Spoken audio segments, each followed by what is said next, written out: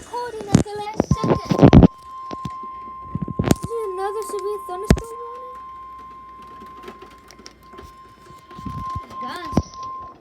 Whoa! The Service in Chicago has issued a severe thunderstorm warning for southeastern Kankakee County in northeastern Illinois, northwestern Newton County in northwestern Indiana, until 8 p.m.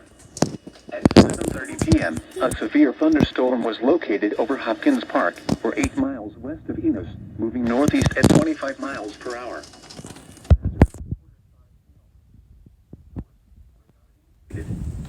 Impact damage to vehicles is expected.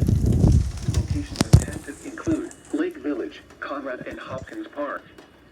For your protection, move to an interior room on the lowest floor of a building.